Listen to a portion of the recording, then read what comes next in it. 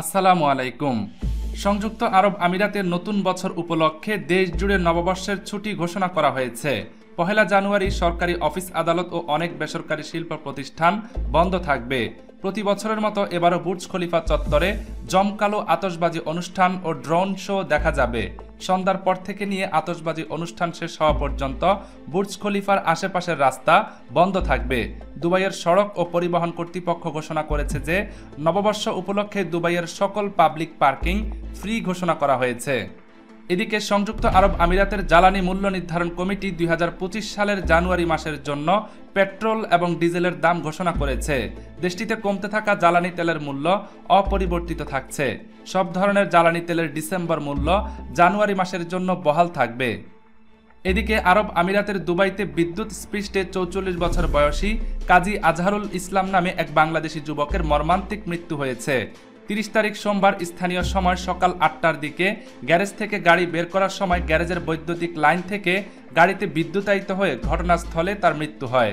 প্রবাসী কাজী আজহারুল ইসলাম কুমিল্লার লাঙ্গলকোট উপজেলার পেরিয়া ইউনিয়নের ছেলে। জানা যায় আজহারুল ইসলাম 1 মাস পূর্বে ছুটি শেষে দুবাইতে তার কর্মস্থলে ফিরে যান। 2 পুত্র সন্তানের জনক কাজী আজহারের স্ত্রী বর্তমানেও সন্তান সম্ভবা। আজহারের এমন মৃত্যুর খবরে তার পরিবারে নেমে এসেছে শোকের ছায়া।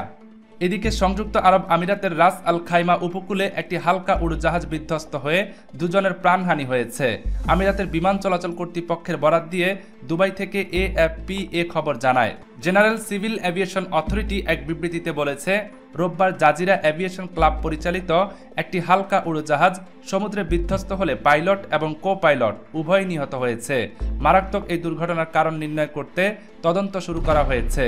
বিবৃতিতে বলা হয়, নিহত 2 জন, একজন ভারতীয় ও অপরজন পাকিস্তানের নাগরিক। প্রাথমিক প্রতিবেদন থেকে জানা যায় যে গ্লাইডারটি ফিক্সড উইংয়ের এয়ারক্রাফট রেডিও যোগাযোগ হারিয়ে ফেলেছিল এবং পরে জরুরি অবতরণের চেষ্টা করেছিল। উদ্ধারের প্রচেষ্টা সত্ত্বেও উভয় যাত্রী মারা গেছে।